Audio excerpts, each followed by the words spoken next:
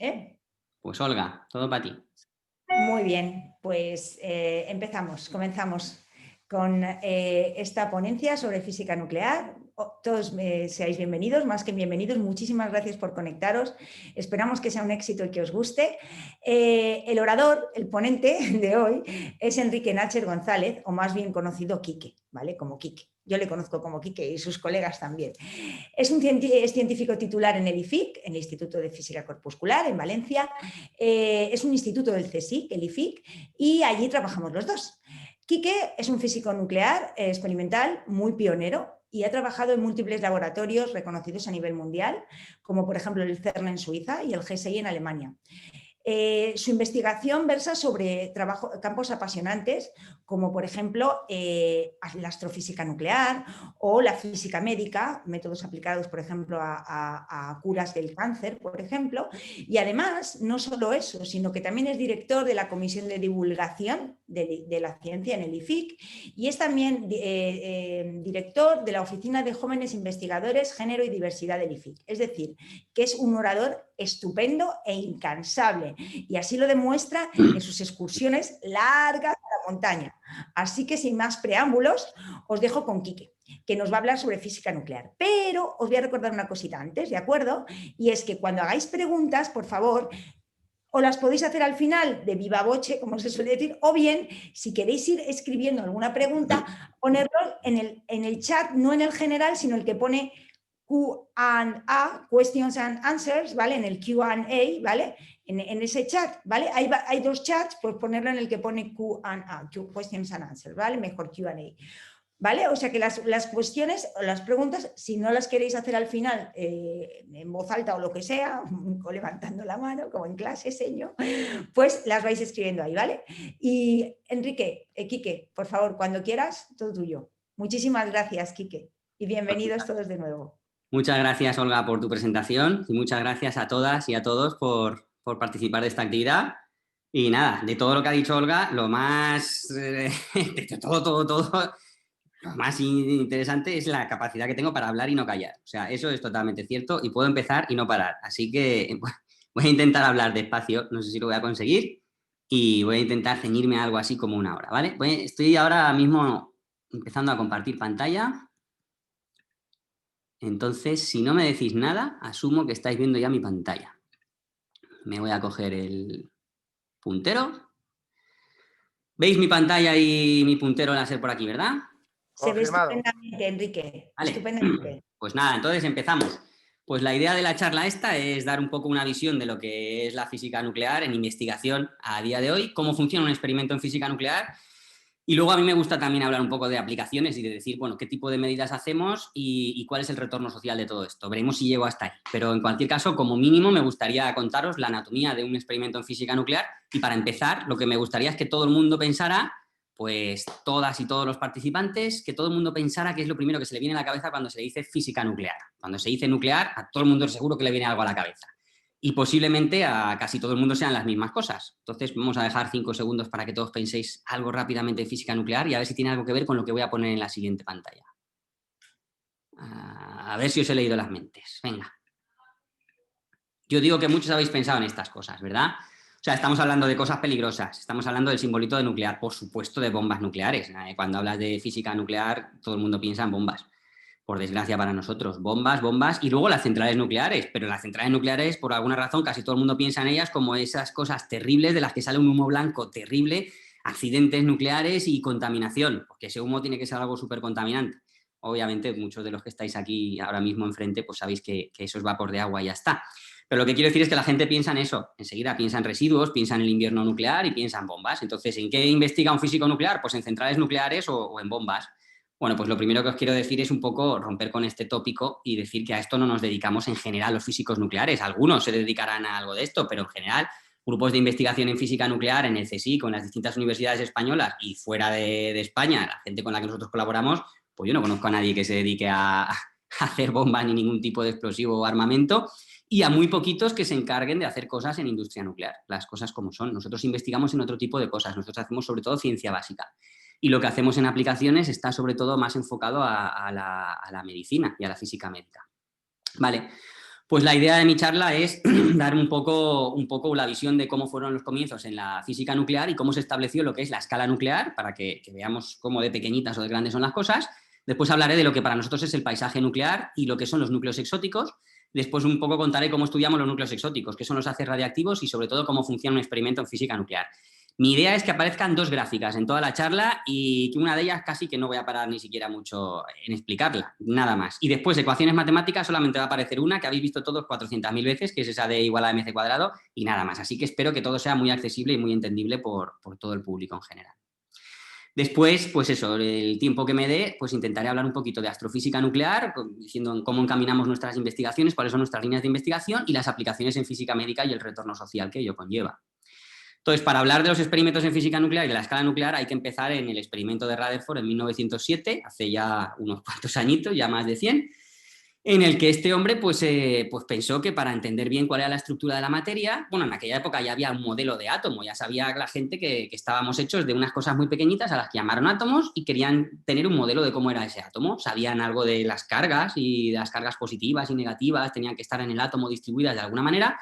Y a este hombre se le ocurrió e implementó un experimento bastante complejo para la época, que era de bombardear, y cuidado porque esta palabra la voy a utilizar muchísimo a lo largo de la charla, bombardear un blanco de oro con un haz de partículas alfa. Las partículas alfa pues eran lo que ellos llamaban radiactividad, sabían que eran partículas cargadas, pero tampoco tenían muy claro cuál era el origen de estas partículas porque no conocían la estructura del átomo como se conoce ahora y menos del núcleo, ¿no?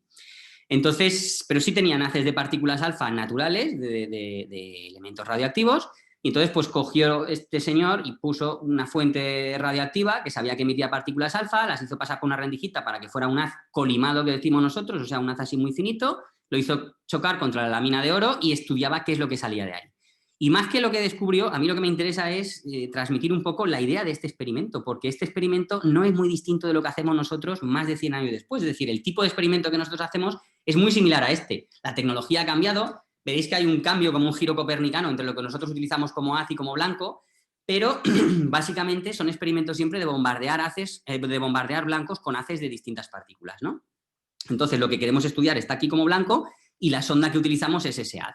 Entonces, eso es lo que hizo Rutherford y estudiando cómo se dispersaban esas partículas alfa cuando chocaban contra el blanco, pues llegó a un modelo atómico. Y ese modelo atómico es muy distinto de lo que a nosotros nos han vendido y nos han contado con esta representación siempre en la que vemos un bolón ahí y unas partículas girando de esta manera, ¿no?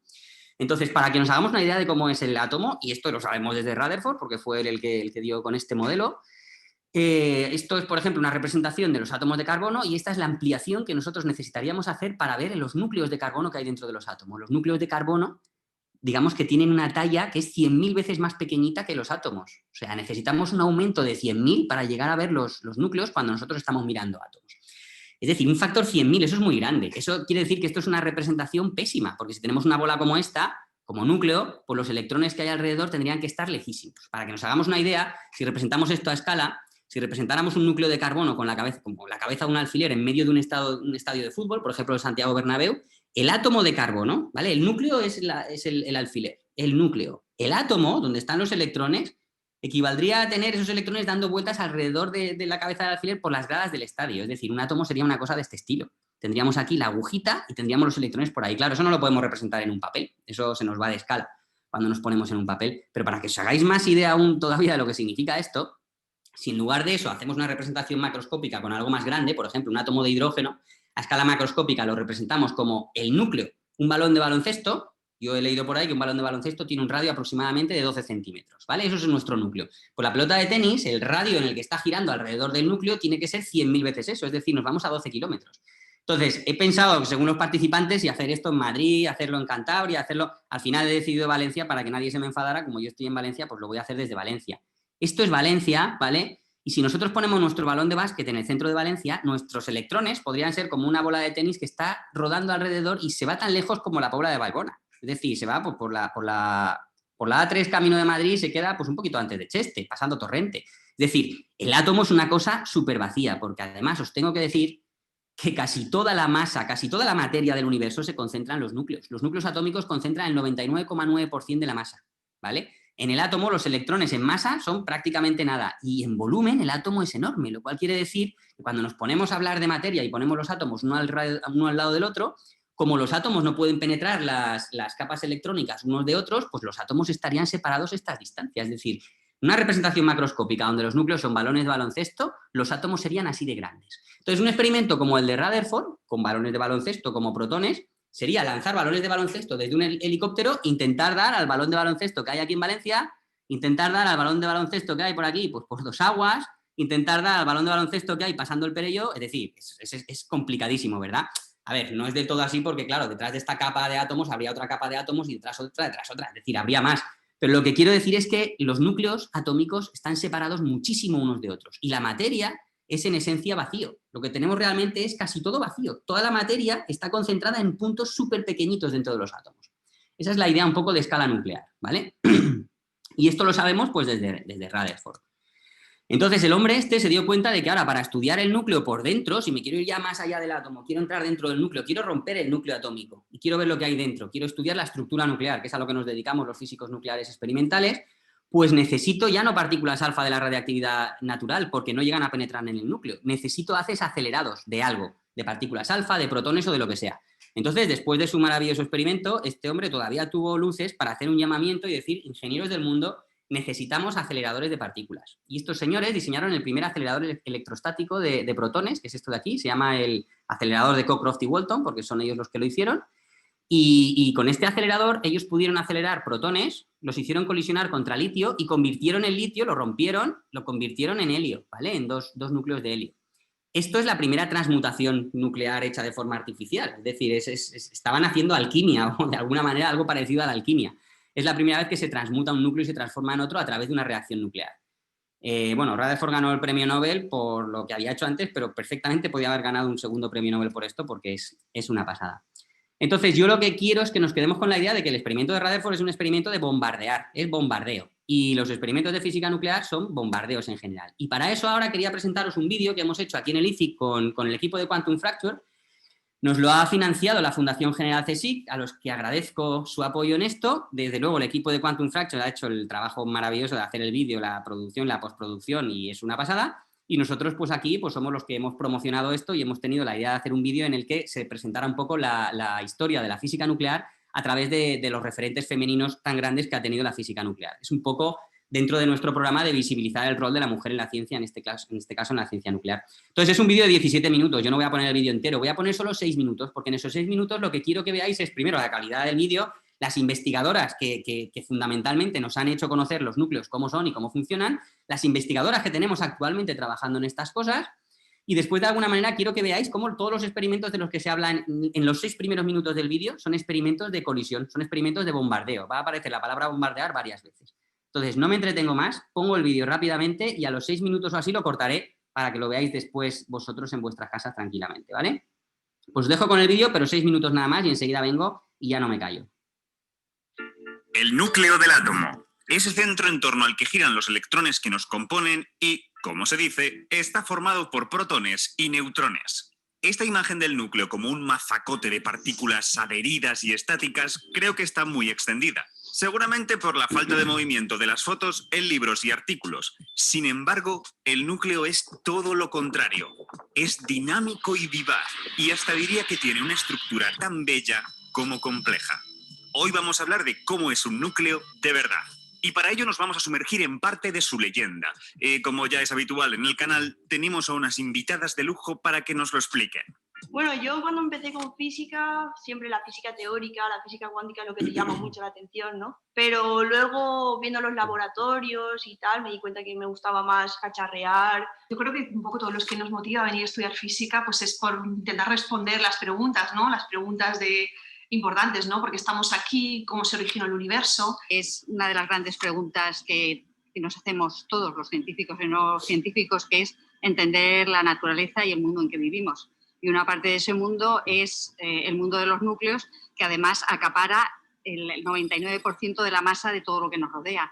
Luego parece que sea interesante saber por qué está toda esa masa concentrada en esos trocitos tan pequeñitos. Pero antes de arrancar, os doy un poco de contexto. Estamos en 1930. Durante los 40 años anteriores, montones de científicos no solo habían ayudado a vislumbrar cuál era la estructura de los átomos, habían descubierto que el número de cada elemento de la tabla periódica era el número de protones que tenía en su núcleo.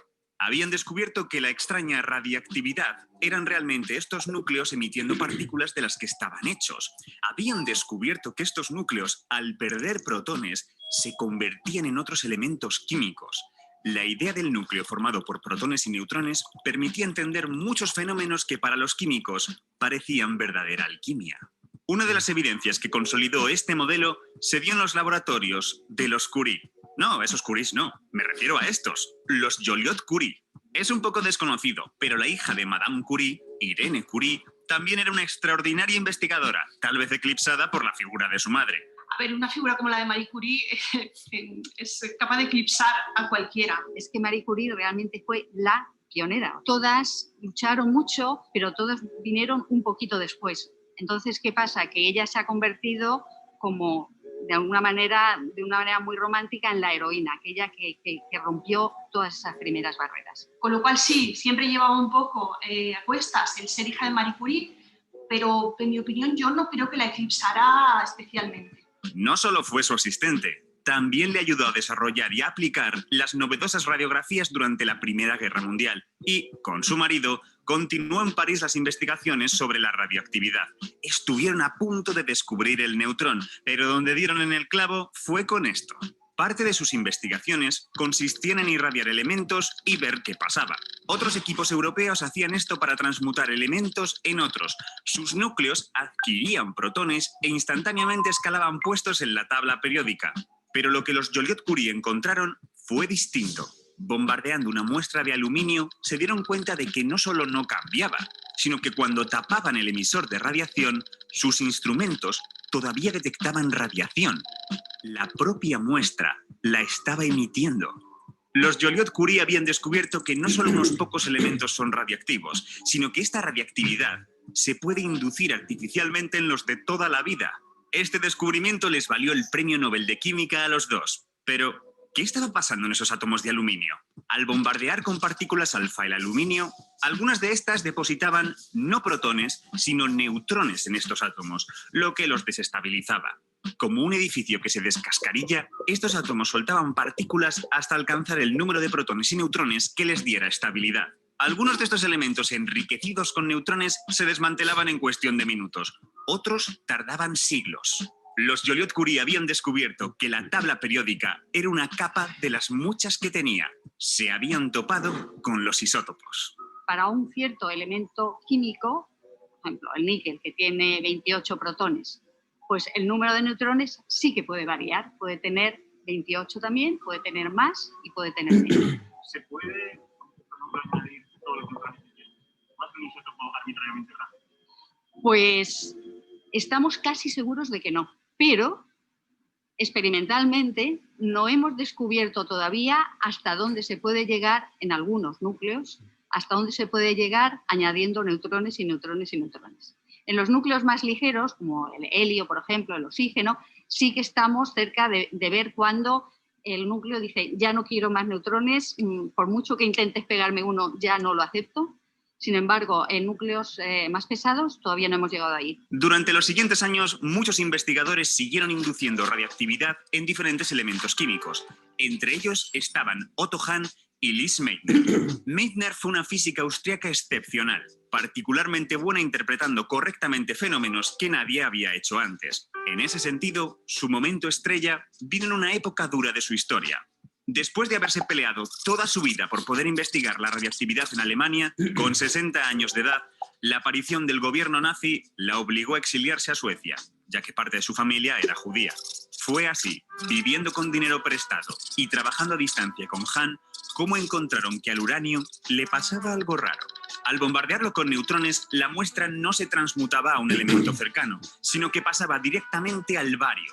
Un salto enorme. Bueno, pues hasta aquí el vídeo. Voy a parar aquí porque pienso que lo que tenéis que hacer cuando termine la charla es corriendo suscribiros al canal de Quantum Fracture, que es buenísimo. Hacen una divulgación científica excelente y seguir viendo este vídeo que es fantástico. A mí me parece que ha quedado chulísimo. Yo lo que quería que vierais sobre todo de alguna manera es esto de la estructura nuclear dinámica, Y sobre todo el tema de que todos los experimentos de los que nos ha hablado Crespo en el vídeo, de alguna manera son experimentos de bombardeo. Es decir, estamos bombardeando siempre blancos que queremos estudiar con algunas de partículas. Y da como inciso, pues la investigadora más senior que aparece en el vídeo, la doctora Berta Rubio, pues fue mi directora de tesis, que me dirigió la tesis entre el 99 y el 2004, y aprovecho para saludarle desde aquí. Vale. Pues seguimos con esto. Como os decía, tratamos de bombardear... quiero ver que está todo en orden. Tratamos de bombardear blancos con haces, pero necesitamos esos haces acelerados. Entonces, Rutherford pidió lo de un acelerador, se le hizo el acelerador, pero ese acelerador pues, se quedaba con energía suficiente para aquel experimento, pero no para hacer otros, para, por ejemplo, acelerar iones más pesados y hacerlos colisionar contra otros iones y cosas por el estilo, iones pesados en vez de protones. Entonces, pues luego vino aquí una especie de carrera tecnológica en la que pues, este señor inventó el ciclotrón, después se inventó el sincrotrón, después se inventó el sincrociclotrón. Es decir, existen distintos tipos de aceleradores de partículas que nosotros utilizamos como instrumento para proporcionarnos los haces acelerados que nosotros necesitamos y hacerlos colisionar contra los blancos que nosotros queremos estudiar. ¿Y qué es lo que estudiamos con esto? Bueno, esta es una de las dos gráficas que os decía que iba a aparecer durante la charla. No es así muy compleja, es una cosa relativamente sencilla, porque es una gráfica, más que una gráfica matemática, que no lo es una especie de clasificación parecida a la tabla periódica. De hecho, es lo mismo que la tabla periódica, pero es lo que estaba diciendo Crespo en el vídeo. Descubrieron que la tabla periódica realmente solamente era una capa de las múltiples capas que tiene una tabla periódica. Esto es la tabla periódica de los físicos nucleares, es decir, nosotros aquí no tenemos solo elementos, sino que tenemos todos los isótopos de un mismo elemento. Entonces, lo que estamos representando en esta gráfica, en el eje horizontal tenemos aquí la n, que quiere decir número de neutrones. En el eje vertical tenemos aquí la z, que es el número de protones. Entonces, si yo, por ejemplo, descubro en la naturaleza o de alguna manera sintetizo en un reactor o en un experimento con un acelerador de partículas o lo que sea, en este caso algo en la naturaleza que veo que tiene 8 protones, me subo aquí hasta el número 8, que estará por aquí, y 8 neutrones, me voy aquí hasta el 8 neutrones, que estará por aquí, pues aquí en el 8,8 tengo una cosa que debe tener masa 16, porque es 8 más 8, y esa cosa es el oxígeno 16. Lo de que sea oxígeno lo define la Z, lo define el número de protones igual a 8. Entonces el oxígeno 16 lo pongo ahí, pero puedo tener oxígeno más pesado, puedo tener oxígeno 17 si le añado un neutrón, oxígeno 18, oxígeno 19, entonces me iría moviendo en esta línea. O puedo tener oxígeno con menos protones, no puedo tener, eso ya cambiaría de identidad. ¿Vale? Entonces, cuando yo voy haciendo eso, voy rellenando esta tabla con todas las cosas que yo voy descubriendo, pues tengo estas cositas negras que son lo que llamamos pues, los núcleos estables, todos los núcleos estables. Entonces, para un núcleo concreto puede haber varios isótopos estables. Eso, un elemento, los distintos elementos, por así bueno, un elemento. Las distintas versiones de ese elemento debido al distinto número de neutrones que pueda emitir es lo que llamamos isótopos, ¿vale? Entonces, aquí tenemos esa tabla. Y estas cosas que se ven en color negro son lo que nosotros llamamos isótopos estables, son los núcleos estables, son esas cosas que tienen una vida, que si tuvieran una vida media, si se tuvieran que desintegrar, esa desintegración pasaría en un tiempo más largo que la vida de la Tierra. Entonces esos son núcleos estables, pero cuando a uno de esos núcleos yo le quito neutrones, me voy a esta zona de aquí. O si le pongo muchos neutrones, me voy a esta zona de aquí. O si parto de uno de ellos y le pongo muchos protones, pues me voy hacia arriba, por aquí. O le quito protones, me voy por aquí. En el momento en que me alejo de esto negro y me voy a la zona azul, a la zona roja o a la zona amarilla, lo que me encuentro es con núcleos radiactivos. Son núcleos que no son estables, emiten cosas porque quieren ser estables, quieren ir hacia esta zona de aquí. Entonces, esos núcleos que están muy alejados de esta zona de estabilidad, que le vamos a llamar valle de estabilidad, ahora veréis por qué, esos núcleos es lo que llamamos núcleos exóticos. Y la mayor parte de la investigación que nosotros hacemos en física nuclear experimental a día de hoy es investigación en física de núcleos exóticos. Nosotros estos núcleos ya los conocemos muy bien, pero no conocemos muy bien estos. Y estos de aquí son interesantes porque son aquellos que de alguna manera dominan, por ejemplo, la evolución de una estrella, ¿vale? Y los que dominan la producción de todos estos elementos que vemos aquí en color negro. Necesitamos conocer bien esos. Y además la estructura nuclear, para entenderla bien y para entender bien lo que es la interacción nuclear, necesitamos conocerla no en la zona de estabilidad, sino en otros lugares, ¿no? De esta tabla. Para que os hagáis una representación pictórica tridimensional de esto, en gravedad, ¿vale? Nosotros diríamos que si tuviéramos una forma de este estilo, en el que tenemos como un valle, tenemos aquí montañas, allí montañas, si tú dejas algo caer, una bola por aquí, ¿qué hace? Se va hacia el valle, ¿no? Todo tiende al estado de menor energía para la interacción gravitatoria. Bueno, pues en física nuclear pasa lo mismo. Si nosotros hiciéramos una representación de esto tridimensional y viéramos lo que nosotros llamamos energía de enlace, tendríamos una cosa de este estilo. Entonces, si nosotros tenemos un núcleo en esta zona de aquí, un núcleo exótico, lo que ocurre es que en esta representación sería como tener una bola aquí. ¿Qué pasa? Que quiere caer hacia la estabilidad. Pues si nosotros producimos un núcleo aquí, se quiere desintegrar para convertirse en estable. Es exactamente lo mismo. Y esos núcleos que digo que no son muy estables, o sea, que son inestables, por ejemplo, imaginar uno con número de protones y número de neutrones 50, imagina, yo me voy aquí a 50, me voy aquí a 50, tengo aquí un núcleo, eso está ahí en el bordecito de lo que sería la existencia, más allá ya no existen núcleos, ¿vale? Eso es el estaño 100. Pues para que os hagáis una idea, el estaño 100 es un núcleo muy interesante porque tiene el mismo número de protones que de neutrones, pero es un núcleo que vive un segundo. Si yo quiero estudiar un núcleo de estos negros de aquí, hago un blanco con este material, hago un haz en un acelerador de protones, por ejemplo, lo hago colisionar y estudio los estados excitados, la estructura de esos núcleos. Pero si quiero estudiar el estaño 100, que es este cacharro de aquí que vive solamente un segundo, ¿cómo lo puedo hacer? Yo no puedo hacer un blanco de estaño 100 porque viviría un segundo, se desintegraría y me quedaría sin estaño 100. Necesito hacer otra cosa, necesito darle la vuelta al problema. Por eso decía que los experimentos que nosotros hacemos son como el de Rutherford, de bombardear con un haz un blanco.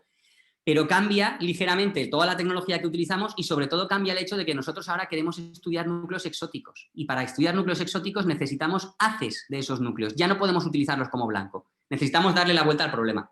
El núcleo que quiero estudiar lo voy a convertir en el haz. Necesito un haz de estaño 100. Y lo voy a hacer colisionar contra un blanco ligero que me va a hacer como de sonda. Lo que antes era el haz, ahora es el blanco. Y lo que antes era el blanco, ahora es el haz. Por eso yo digo que esto es como un giro copernicano. Es un poco complejo como lo hacemos, pero os lo voy a contar. Se hace como en 2 etapas.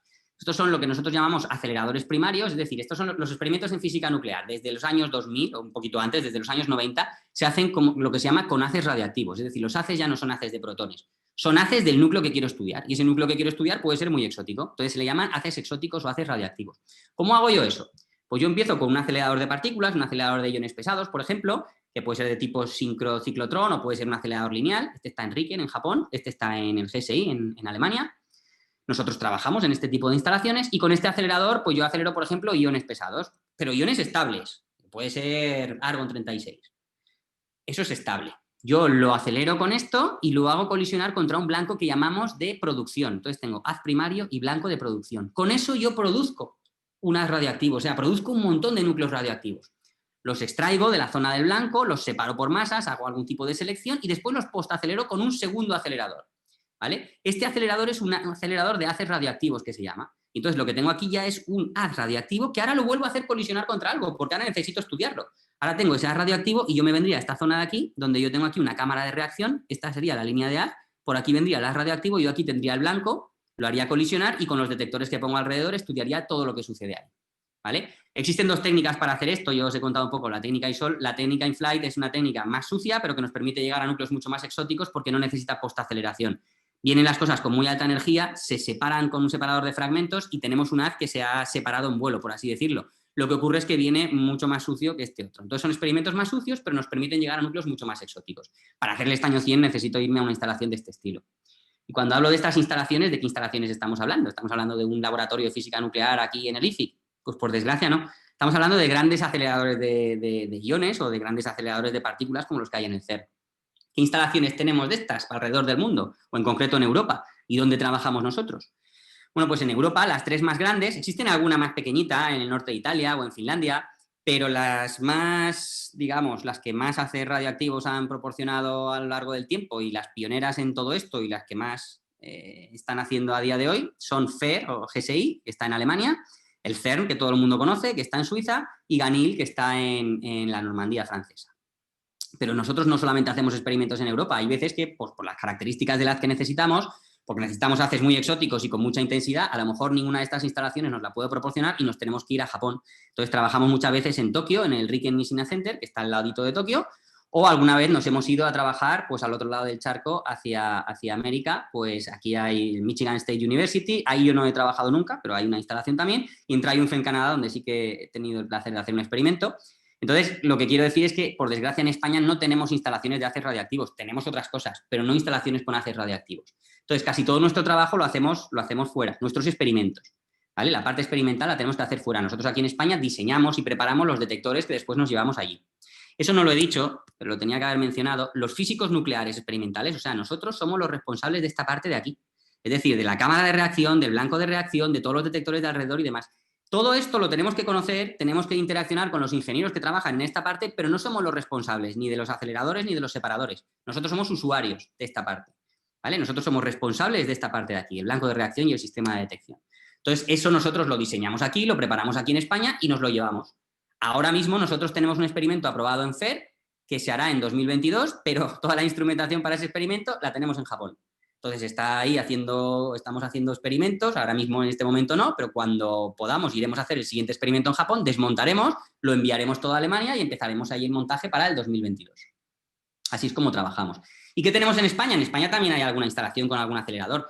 Aquí he puesto las dos que tienen algo que ver con física nuclear. No se me olvida, que nadie se me enfade, que está ALBA también, y ALBA está en Barcelona. ¿Vale? Es un sincrotrón, lo que pasa es que es un sincrotrón que se utiliza la radiación sincrotrón para hacer investigación en materiales, nada que ver con investigación en física nuclear, por eso no la he marcado aquí. Y en física nuclear nosotros sí que tenemos colaboraciones y sí que hemos hecho cosas en el CEMAM en Madrid o en el CNA en Sevilla, pero no son haces radioactivos, ¿vale? Son haces estables. Entonces hay algo que se puede hacer de física nuclear y sobre todo se puede testear instrumentación y se pueden preparar allí experimentos que luego nos vamos a llevar a otros sitios y cosas así. Se hace física muy interesante que no es física nuclear en estos centros, ¿vale? ¿Cuál es el aspecto que tiene uno de nuestros experimentos y algunos de nuestros detectores? Pues el aspecto es esto, son cosas llenas de cables, son cápsulas de cristales carísimos, cada capsulita de estas cuesta cientos de miles de euros, aunque no lo parezca.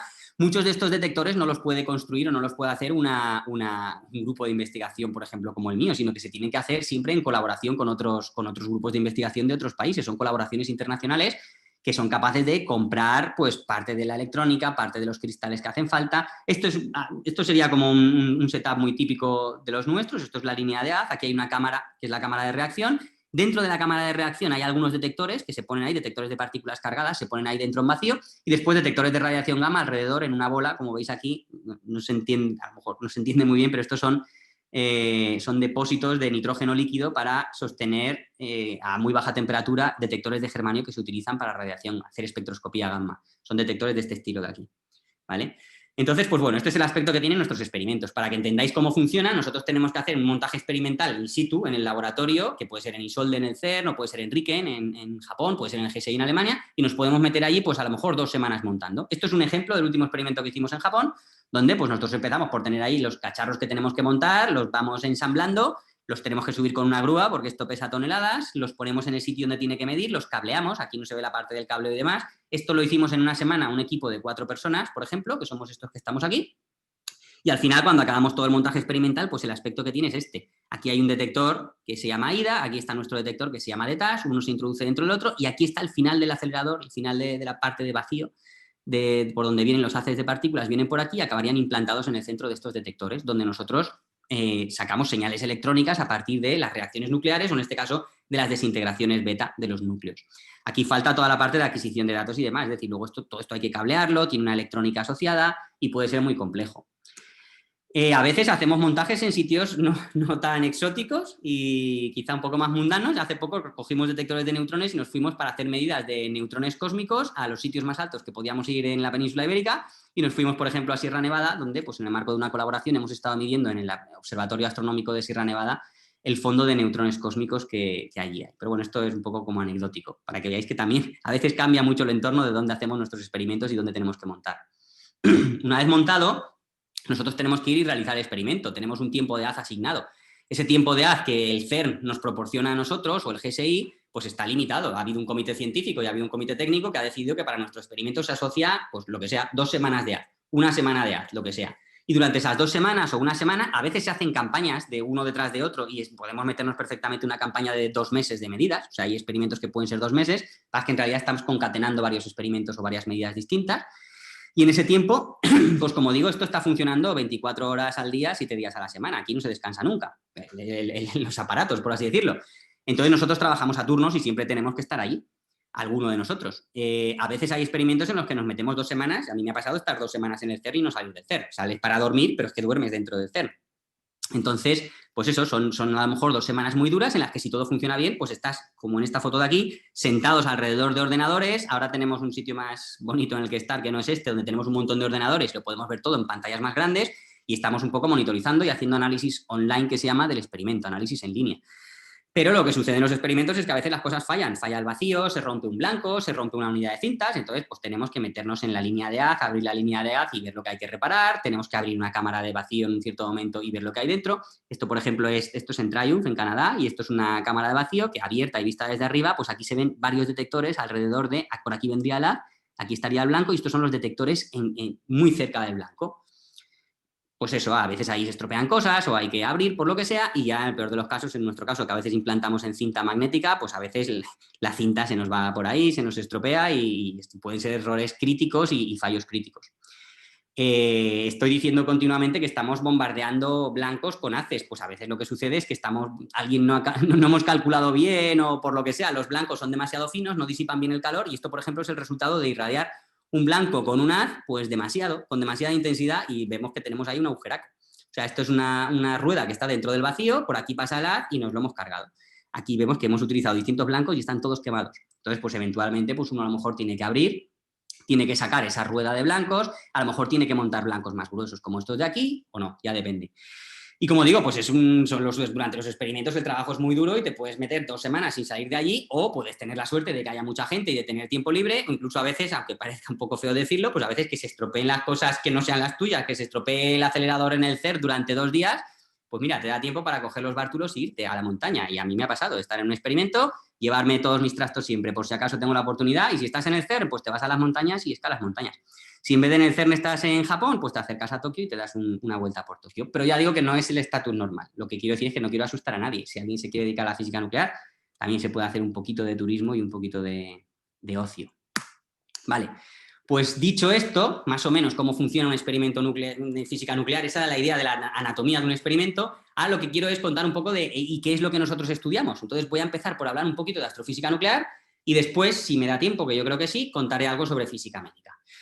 Entonces, lo que nosotros hacemos en física nuclear está íntimamente relacionado, no siempre, pero las líneas, por ejemplo, que tenemos ahora mismo aquí en el grupo, pues se relacionan íntimamente normalmente con reacciones nucleares de las que suceden en las estrellas. Cómo funciona una estrella, cómo evoluciona una estrella y cuál es el origen de los elementos que nosotros conocemos.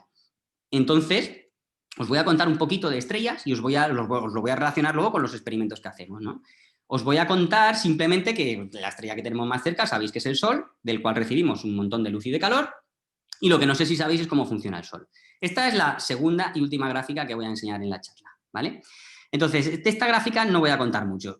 No me importa que entendáis exactamente lo que es, pero sí que os voy a decir que aquí hay una línea azul y aquí lo que tenemos es lo que diríamos que son los elementos ligeros o más ligeros que el hierro, más ligeros de masa 60, y aquí a la derecha tenemos los elementos más pesados que el hierro, o sea, más pesados que masa 60. Llegamos hasta esos que conocemos, que nos suenan el uranio y demás, ¿no?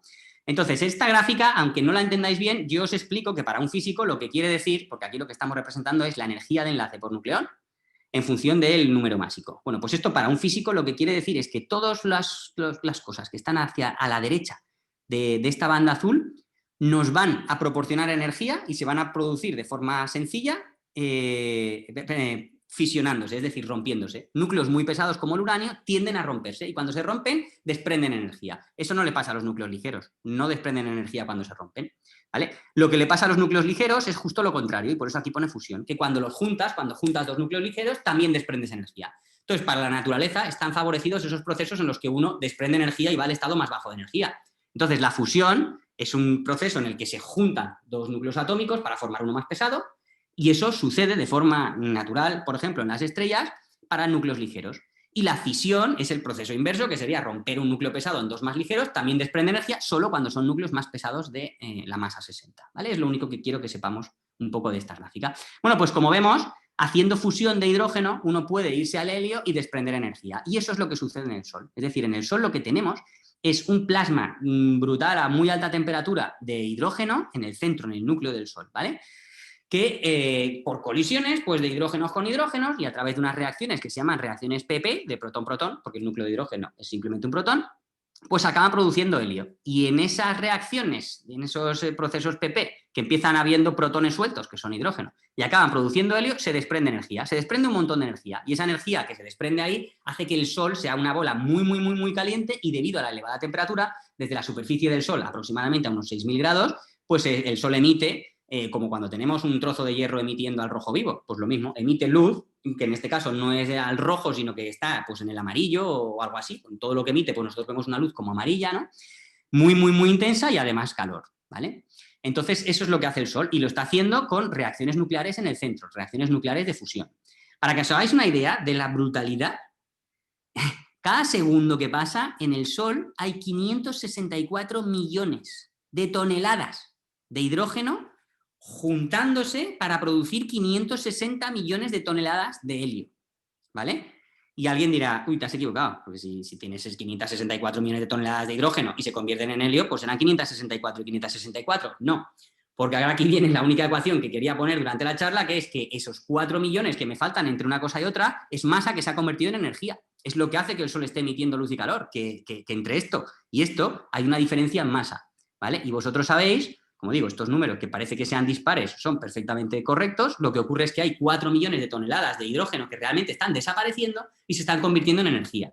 Y sabemos, pues desde que nos lo dijo Einstein, que la energía es igual a la masa por la velocidad de la luz al cuadrado, es decir, que existe una equivalencia entre masa y energía que hace que en estos procesos nucleares muchas veces masa se convierta en energía, igual que hay muchos otros procesos nucleares o de partículas en los que energía se transforma en masa, ¿vale?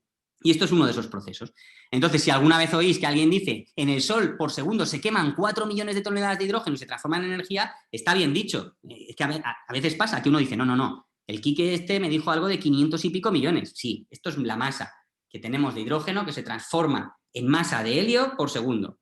Pero aquí hay un defecto de masa de 4 millones de toneladas por segundo que se transforma en energía. Y así funciona el Sol. Esa energía es la que nos llega. Esa energía, como está de alguna manera saliendo para afuera del Sol, pues es una energía expansiva, pero después en el Sol hay una energía que es compresiva, que es la energía gravitatoria. Hay un montón de masa ahí que hace que el Sol quiera comprimirse. Y luego hay un montón de reacciones nucleares que hace que el Sol quiera expandirse. Y en el equilibrio entre una cosa y la otra tenemos el Sol estable. Bueno, pues eso pasa mientras en el Sol tengamos hidrógeno que transformar en helio. Pero va a llegar un momento en el que eso se acabe, ¿vale? Ese momento llegará pues de aquí unos 5.000 millones de años. El Sol y una estrella como el Sol puede vivir en este estado unos 10.000 millones de años. Y el Sol ya lleva viviendo así unos 4.500 o 5.000 millones de años, con lo cual le quedan otros tantos, otros 5.000. De aquí 5.000 o 5.500 millones de años, al Sol se le acabará el hidrógeno. Y ya no podrá hacer esta reacción de fusión, ya no tendrá tanta energía hacia afuera y entonces el Sol colapsará. Y cuando eso suceda, se transformará en otro tipo de estrella, que es lo que llamamos una gigante roja. Entonces, en ese momento, cuando el Sol se transforme en una gigante roja, ya no podrá quemar más hidrógeno y transformarlo en helio, pero empezará a quemar helio y lo transformará en carbono. Y después, en un cierto momento, se le acabará el helio. Y entonces tendrá que empezar a fusionar carbono y lo transformará en otra cosa, ¿vale? Lo transformará en neón, después habrá oxígeno, después habrá silicio y llegará un momento en el que habrá hierro. Entonces, en las estrellas gigantes rojas, que es el destino que le espera al Sol dentro de 5.000 millones de años, uno, después de otros tantos miles de millones de años, acaba teniendo una estructura como si fuera de cebolla, por así decirlo, de capas de una cebolla, en lo que al final en el centro va a tener hierro, después tendrá silicio, oxígeno, y en la parte de fuera tendrá el hidrógeno que ya no es capaz de quemar, ¿vale? Lo que ocurre es que yo os he dicho que esto de la fusión funciona hasta el hierro, hasta la masa 60. Os he dicho en la grafiquita esa que después de la masa 60 ya no hay fusión que valga, la fusión ya no me da energía, con lo cual eso ya no funciona. Entonces, ¿qué sucede? Que nosotros sabemos que todos los elementos hasta el hierro se están produciendo en las estrellas, pero también sabemos que todos los elementos por encima del hierro no se producen exactamente en las estrellas, se tienen que producir en otros fenómenos, por ejemplo, en la muerte de las estrellas. Cuando una estrella es muy pesada, mucho más pesada que el Sol, esa gigante roja va a llegar un momento en el que no se va a aguantar a sí misma, ¿vale? Ya no va a poder hacer fusión del hierro, ya no hay ninguna energía que tire las cosas hacia afuera, no hay nada expansivo y la gravedad va a hacer que colapse. Y cuando colapsa, rebota sobre sí misma y se produce una explosión que se llama supernova. Y en esa supernova se van a producir flujos de neutrones muy, muy, muy, muy grandes que van a producir elementos más allá del hierro. Entonces, el origen de los elementos hasta el hierro son las estrellas y no es el Big Bang. Ojo, que nadie os engañe. Del Big Bang salió hidrógeno, en un cierto momento acaba viendo hidrógeno y también algo de helio. Y quizá un poquito de litio, pero nada más, ¿vale? Elementos por encima de estos, todos en las estrellas. Es decir, que todos los elementos que tenemos en el cuerpo, todos los átomos que tenemos en el cuerpo, qué sé yo, de calcio, que tenemos un montón de calcio, de carbono, vienen de una estrella. Cuando se dice eso de que somos polvo de estrellas es totalmente cierto, ¿vale? Todo lo que conforma nuestro cuerpo, quitando parte del hidrógeno, todo viene de estrellas. Entonces, nosotros los físicos nucleares estudiamos de alguna manera todas esas reacciones nucleares que suceden en las estrellas, todas aquellas que suceden en supernovas y después en otros fenómenos que no son estrellas o supernovas. También hay otras cosas, en la tabla de los núcleos estas que os enseñaba antes, las supernovas tienen mucha relevancia en los procesos que producen nucleosíntesis en esta zona de aquí de núcleos ricos en neutrones. Pero después hay núcleos ricos en protones que también se tienen que producir de alguna manera y se producen en otro tipo de fenómenos, que son las explosiones de rayos X. Entonces, por ejemplo, parte de nuestra línea de investigación es estudiar las reacciones nucleares relevantes o desintegraciones nucleares relevantes en las explosiones de rayos X. Entonces, aquí tenéis una simulación en una tabla de los núclidos de cómo se van produciendo núcleos en un sistema binario que es una estrella de neutrones que tiene alrededor de ella girando una gigante roja. La estrella de neutrones está robándole un montón de material y lo que sucede en este caso es que a veces en la superficie de la estrella de neutrones se producen explosiones de rayos X. Cuando se producen esas explosiones de rayos X, se producen flujos de protones muy grandes que hacen que un montón de núcleos absorban un montón de protones y entonces sí se producen elementos, sí se producen núcleos más allá del hierro. De hecho, se producen hasta el estaño 100 aproximadamente. Lo vais a ver en la simulación como, ¡boom!, de repente esto sale hasta acá y ahora todos esos núcleos que son núcleos exóticos se desintegran y acaban dándonos los núcleos estables que nosotros observamos. Entonces, para entender de dónde salen todos esos núcleos que observamos, necesitamos hacer un buen modelo astrofísico de estos sistemas binarios, de estas explosiones de rayos X, y necesitamos estudiar todas estas reacciones nucleares, todas esas desintegraciones nucleares. Y eso es lo que hacemos los físicos nucleares experimentales. Nosotros nos dedicamos sobre todo a esta parte de aquí, y los astrofísicos se dedican a esta parte de aquí. Y cuando ponemos las dos cosas juntas, pues nosotros hablamos de astrofísica nuclear y ellos de astrofísica, ponemos todo eso junto y acabamos teniendo un buen modelo de lo que está sucediendo en el universo cuando sucede una supernova, o cómo evoluciona una estrella, o cómo funciona una explosión de rayos X en un sistema binario. Ese es el tipo de trabajo de investigación que hacemos nosotros. Como veis, nada que ver con bombas y en nuestro caso tampoco con energía nuclear. Vale. Bueno, voy a pasar esto. Y ya muy rápidamente cambio de tercio y quería enseñaros este chiste gráfico en el que tenemos aquí, pues en la prehistoria, a 4 personas que se encuentran y vemos que hay 2 de ellas que están haciendo investigación básica, como dicen ellos, que están aquí con sus ecuaciones de rotación de un sólido rígido, están aquí haciendo algo así como ruedas. Y aquí hay otros que están haciendo trabajo duro. Y todos los que están haciendo trabajo duro dicen, ¿y para qué se puede usar esto? Y estos otros dicen, nosotros no lo sabemos, nosotros estamos haciendo investigación básica, que es como lo que yo estaba hablando de las estrellas. Mucha gente me pregunta, ¿y eso para qué sirve? Y entonces estos tipos dicen, qué bonito, nosotros nos matamos empujando piedras y arrastrando animales salvajes, mientras los señores se entretienen haciendo cosas que no sirven para nada. Bueno, si se pararan a pensar un poco, se darían cuenta de que la rueda que están inventando estos tipos les va a ayudar a ellos a empujar piedras y arrastrar animales. En vez de arrastrar y empujar, lo que tienen que hacer es hacerse una carretilla con la rueda, ¡pum!, y lo podrán llevar mucho mejor. Es decir, la gente que hacemos investigación básica muchas veces se nos recrimina que lo que hacemos no sirve para nada. Bueno, no sirve para nada o a lo mejor no sabemos todavía para qué sirve. Pero siempre hay un retorno social en todo lo que hacemos porque, por ejemplo, si no hubiéramos estado haciendo física nuclear durante todos estos años, pues no tendríamos los avances en física médica que tenemos, tanto en física nuclear para el radiodiagnóstico como física nuclear para la radioterapia. Entonces voy a daros un poco un esbozo de qué cosas tenemos en un hospital que se deben a la instrumentación nuclear que nosotros empleamos a veces en nuestros experimentos, y cómo esto ha revertido de alguna manera en ese retorno social y en esa instrumentación aplicada a cosas que la gente ya llama útiles, ¿vale? Entonces, pues bueno, como comento, hay 2 cosas muy distintas. Nosotros diferenciamos muy bien lo que es el radiodiagnóstico de lo que es la radioterapia. Son 2 cosas distintas. Una cosa es diagnosticar y otra cosa es tratar. Entonces, primero me centro en la parte de radiodiagnóstico. Todos sabéis todos habéis oído hablar del TAC y algunos habéis oído hablar de un PET. Pues yo os voy a decir así muy rápidamente cómo funciona. Un TAC es como una radiografía, solo que en vez de hacerte una, te hacen muchas, de muchas direcciones, y con todas esas proyecciones montan un modelo tridimensional, ¿vale? Entonces esto viene siendo lo que es un tubo de rayos X y esto es lo que viene siendo un TAC. Una persona está ahí y ¡boom!, la bombardeamos. Como es un experimento como el de Rutherford y como los que hago yo en un laboratorio. Bombardear a la persona con rayos X y estudiar lo que sale de ahí. Entonces hacemos eso poniendo un montón de detectores, que en este caso pueden ser las placas, que nos hacen, y con todo eso nosotros acabamos teniendo muchas proyecciones y acabamos pudiendo montar un modelo tridimensional. Eso se hace con rayos X y acabas teniendo una muy buena imagen morfológica, pero no es una imagen funcional. Te da mucho detalle sobre la forma, pero no te dice cómo están funcionando los órganos. Después hay otra técnica que ya no es tan conocida para la gente así de a pie porque no se utiliza tanto, se utiliza en casos más específicos, que es la tomografía por emisión de positrones, es lo que se llama PET. Si algunos van a hacer alguna vez un PET en un hospital, pues después de hoy sabéis exactamente cómo funciona. Lo que hace es que se introduce un radiotrazador en el paciente, y un radiotrazador es una molécula que puede ser de glucosa, que es en la que se ha sustituido un átomo por un átomo estable de los que hay en la glucosa, en este caso de oxígeno, se ha sustituido por un flúor radioactivo. Entonces ya no es glucosa, es flúor desoxiglucosa, FDG que se llama. Y entonces, para el cuerpo es como la glucosa, químicamente es como la glucosa y el cuerpo la acumula en los puntos donde acumularía la glucosa. Pero nosotros sabemos que es radioactiva y emite positrones que acaban desintegrándose y emitiendo radiación gamma que sale fuera, no es exactamente radiación gamma, pero bueno, emitiendo 2 fotones en direcciones opuestas que salen fuera del paciente, y con detectores yo puedo detectar esos 2 fotones y ver de dónde vienen. Entonces, haciendo un anillo de detectores y detectando muchos de estos, yo puedo tener una imagen funcional del cuerpo muy buena. Entonces, aquí tenéis un ejemplo de lo que es un TAC. Yo aquí tengo una imagen morfológica muy buena, tengo buena definición de los huesos, pero no tengo imagen funcional, no sé cómo está funcionando el cuerpo, no sé dónde se acumula la glucosa. Aquí tengo un PET, bueno, por eso estoy llorando un poco, ¿no? Aquí tengo un PET y aquí lo que tengo es la actividad celular. Tengo dónde se ha acumulado la glucosa, pero la imagen morfológica es bastante mala. No veo los huesos con tanta definición como aquí, por ejemplo. Por eso estoy triste. Pero cuando combino las dos imágenes, ¡pah!, me pongo muy contento.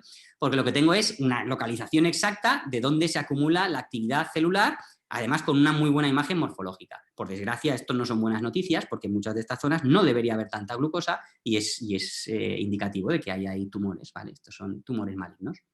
Entonces, esto es una manera de localizar tumores para que luego pues, se pueda hacer el tratamiento apropiado. Y cuando hablo de tratamiento apropiado, pues clásicamente se han tratado estas cosas con radioterapia convencional. Radioterapia convencional es tratar los tumores también con rayos X.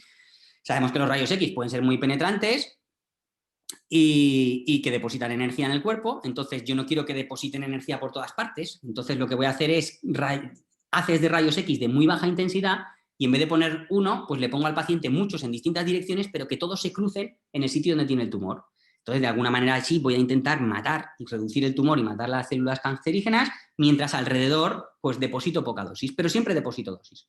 Y las nuevas generaciones de radioterapia, digamos, es la terapia con hadrones, es decir, terapia más bien aquí con protones, por ejemplo, que es utilizando aceleradores de protones o de carbono 12. Es una terapia mucho más cara, pero es mucho más selectiva, porque estos protones o estos iones de carbono 12, cuando penetran en nuestro cuerpo, depositan muy poquita energía, prácticamente nada, y cuando están parándose es cuando depositan un montón. Y entonces, al hacer eso, de alguna manera, la dosis que depositan está mucho más localizada. Aquí la veis en esta gráfica, antes os he engañado, eran 3 gráficas y no 2. Veis que cuando yo trato con protones, esto es una gráfica en la que estoy representando la dosis en función de la profundidad en el cuerpo, o la profundidad, por ejemplo, en un tanque de agua. Y veo que deposito poca dosis al principio y mucha al final del recorrido. Mientras que con rayos X deposito como mucho más continuo y sobre todo antes.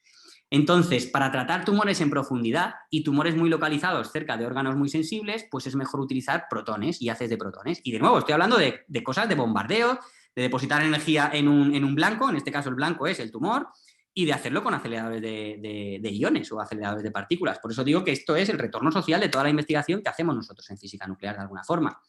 Aquí tenéis, por ejemplo, cómo se compara la radioterapia convencional con rayos X con la protonterapia cuando se trata de cánceres muy localizados. Aquí tenéis una cosa que se llama carcinoma nasofaringial, que os podéis imaginar que es un cáncer en esta zona roja de aquí, y esta es la simulación de dosis que se deposita cuando lo trato con el típico acelerador de electrones que aquí pues, tiene un radiador y lo que me produce son rayos X. Entonces, con distintos haces de rayos X yo intento tratar este tumor y deposito dosis por todas partes. Como veis aquí, poquita y mucha más en el tumor. Y si es lo que tengo, pues oye, pues es lo mejor que puedo hacer. Pero si dispongo de un ciclotrón de protones como el que inventó Lorentz hace ya unos cuantos años y que os he mostrado antes, pues tengo un haz de protones y cuando trato este cáncer con un haz de protones, fijaros la dosis que deposito en toda la parte trasera de la cabeza. O sea, prácticamente nada. Pero eso no es lo más importante aquí. Aunque no lo parezca, lo más importante pues, desde un punto de vista médico es la médula espinal y que cuando estoy tratando con rayos X estoy depositando mucha dosis en la médula espinal, mientras que cuando trato con protones, en este caso, la médula espinal está limpia. ¿Vale? Esto es un ejemplo de lo que hace la protonterapia. Esto es otro ejemplo, esto es un meduloblastoma pediátrico. Esto tiene muchas aplicaciones en cánceres pediátricos porque como el cuerpo de los niños es más pequeño, los órganos están siempre rodeados de órganos sensibles y de tejido sensible. Entonces, pues hay muchos cánceres que para tratar en un niño son muy delicados y esto, por ejemplo, de nuevo es una simulación con el meduloblastoma este pediátrico de un tratamiento de médula en el que vemos que irradiamos mucho más que la médula y esto es, por ejemplo, la dosis que se depositaría en el corazón con este tipo de tratamiento, que es el mejor que uno puede hacer con rayos X. Y cuando uno tiene una máquina de protones y trata la médula con protones, pues se da cuenta de que el corazón pues, se ha quedado limpio de dosis. Entonces, bueno, con esto lo que quiero decir es que existe un retorno social de todas aquellas cosas que hacemos, la gente que hacemos investigación básica, ¿vale? Y aquí pues tenéis un claro ejemplo y que últimamente está muy de moda, que es el de la protonterapia. Estos son varios recortes de periódico de los años 2015, 2017, esto es 2017 también, en los que veis que dicen 900 personas con cáncer no van a recibir el tratamiento que quieren y que la Sociedad Española de Oncología Radioterápica pues de alguna manera estaba subrayando que se necesitaban en España unidades de protones para tratamiento y en 2017 se firmó, Quirón Salud firmó un consorcio para montar una de estas unidades en España y las buenas noticias son que justo antes del confinamiento, bueno, bastante antes en realidad, 26 de diciembre de este año pasado, Quirón Salud trató el primer paciente en España con terapia de protones. Decía lo del confinamiento porque justo después, durante el confinamiento, en marzo si no recuerdo mal, se trató también al primer paciente con protonterapia en otra unidad de protonterapia que hay en España, que es en la de la Clínica Universidad de Navarra, que está también en Madrid. Entonces tenemos ahora mismo 2 unidades de este estilo en España, pero no tenemos más. Pues esperemos que haya más, pero lo que de alguna manera quiero transmitir es que de alguna forma el camino para llegar a estas cosas pues pasa por hacer investigación básica y por intentar entender cómo funciona una estrella, aunque parezca un poco paradójico para el que no lo ve desde nuestro lado. Y yo creo que con esto pues acabo, os agradezco mucho vuestra atención, espero que hayáis entendido todo más o menos, tampoco se pretende que se entienda toda la perfección, pero que os quede una idea de cómo funciona un experimento en física nuclear, de qué es lo que hacemos los físicos nucleares, de cómo de alguna forma revierten la sociedad. Y, por supuesto, pues estoy abierto a que nos hagáis pues, todas las preguntas que queráis ahora. Gracias, de verdad, por la atención. Muchas gracias, Quique. 1000 gracias. Fantástico. Tenemos algunas preguntas en Questions and Answers. Pero tú ponme las fáciles, ¿eh? A ver, sí. Bueno, alguna había. Había una que preguntaba, Gemma, ¿también duran segundos? ¿Los haces de luz también duran segundos? Pero no sé muy bien a qué se refería. Un fotón de luz en principio es un bosón estable, entonces no dura segundos. Un haz de luz dura lo que quiera durar. Fíjate que yo puedo lanzar Tú fíjate que la luz que viene del Sol, los fotones que emite la superficie del Sol tardan 8 minutos en llegar a la Tierra. Entonces ahí tienes haces de luz que duran mucho tiempo. Y ahí están. Luego aquí duran pues lo que lleguen esos fotones y choquen contra cualquier cosa, rebotan y se convierten en otros fotones, pero no es radioactividad ni nada por el estilo. Esos son partículas estables, vamos a llamarlo así. Luego había otra que, bueno, hay un par sobre los detectores. Sobre todo quieren saber cómo funciona un detector, qué es exactamente un detector, la definición, qué son, cómo funcionan y cómo detectan las partículas y lo que sucede con el haz. Pues eso es muy buena pregunta, porque claro, yo he ido muy rápido porque trataba un poco de que viera la parte visual y no he explicado cómo funciona un detector. Existen distintos tipos de detectores, pero básicamente en ingeniería y en física hay una cosa que nosotros llamamos transductor, que un transductor es algo que transforma un tipo de energía en otra, ¿vale? Por ejemplo, pues no sé, los termómetros que utilizamos, que hacemos pip y nos están midiendo de alguna manera la radiación y están haciendo ahí su proceso para darnos la temperatura, ahí hay transductores, ¿vale? Entonces, un transductor que transforma un tipo de energía en otra, para nosotros puede ser uno de estos detectores. Es decir, nosotros tenemos ahí radiación que pasa a través del detector. Por ejemplo, imaginaros que queremos detectar partículas cargadas. Partículas cargadas pueden ser protones o partículas alfa, como las que detectaba Rutherford en su experimento. Entonces, esas partículas alfa colisionan contra el blanco y salen despedidas en distintas direcciones. Yo tengo que colocar algo que cuando la partícula llega se transforme su energía cinética de la partícula, la necesito parar y necesito transformar esa energía en algo que yo pueda detectar. Entonces, por ejemplo, muchas de esta radiación, partículas cargadas, es lo que nosotros llamamos radiación ionizante. Cuando atraviesan la materia, ionizan, producen un montón de electrones libres y de iones positivos libres. Entonces, si eso lo hacen en un medio en el que yo, aplicando una diferencia potencial con una pila, por ejemplo, puedo, de alguna forma, lanzar los electrones hacia un sitio y los iones positivos hacia el otro sitio, produzco una corriente eléctrica y una señal eléctrica. Entonces yo mido una señal eléctrica. Entonces los detectores para nosotros son dispositivos que transforman la energía de esas partículas en una señal eléctrica. Y con la señal eléctrica nosotros sabemos hacer muchas cosas. Tenemos muchos módulos de microelectrónica que cogen esa señal eléctrica y miden su altura, y esa altura es proporcional a la energía de la partícula y cosas por el estilo. Es decir, detectores para nosotros son dispositivos que transforman la energía que nos permiten ver esas partículas porque transforman su energía en una señal eléctrica, en la mayor parte de los casos. Hay otros tipos de detectores, en concreto los que usó Rutherford, que los transformaban en luz. Es decir, hay láminas que son fluorescentes, cuando la partícula les golpea, producen un destello de luz. Entonces, en el caso de Rutherford, él no utilizó electrónica ni nada por el estilo, lo que utilizó fue becarios de investigación que estaban mirando y tenían sus laminitas a distintos ángulos de su blanco de reacción, y ellos contaban destellos, porque cuando las partículas pasaban por esas láminas producían fluorescencia.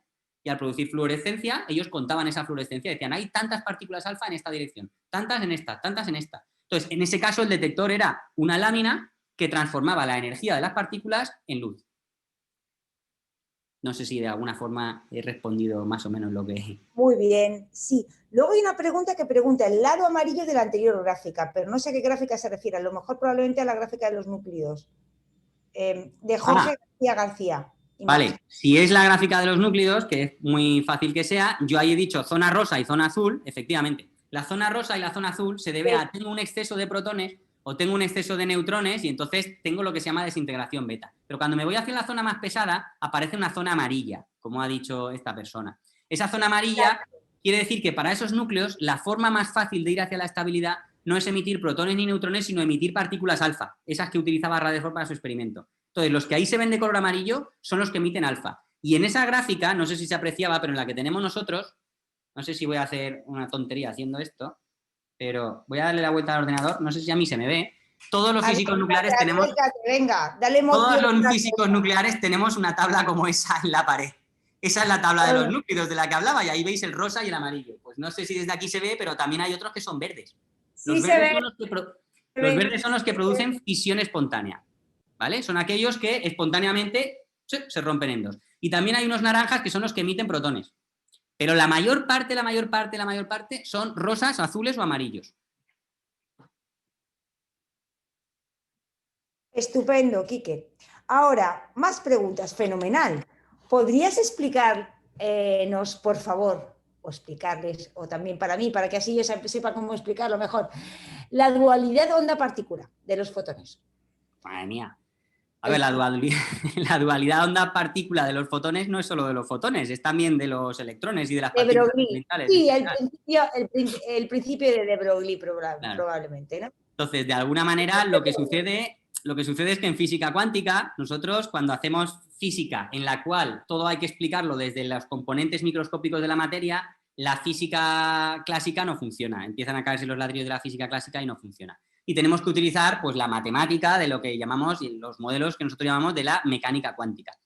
Y en mecánica cuántica pues suceden pues, estas cosas, que las partículas no son exactamente partículas u ondas, sino que dependiendo de si hablamos del transporte, o sea, de la propagación de esas partículas en el espacio, o si hablamos de la interacción de esas partículas con otras, pues a veces se comportan como una onda y a veces se comportan como una partícula. Y el ejemplo más fácil para mí, ya que has dicho lo de los fotones, es pues los fotones, cuando se propagan en el espacio, se comportan como una onda. Y todos sabemos las propiedades ondulatorias de la luz. Y, por ejemplo, está la difracción y la interferencia de la luz, que eso son propiedades ondulatorias. Y está el experimento de la doble rendija, en el cual, en propagación, la luz se comporta como una onda y tenemos un patrón de interferencias de ondas que no se puede producir por partículas. Pero después esa misma cosa, que es la luz, cuando incide en un metal, si es luz de la suficiente longitud, de la suficiente frecuencia, o sea, longitud de onda suficientemente baja, arranca electrones de la superficie del metal. Y para explicar eso, no nos valen las ondas.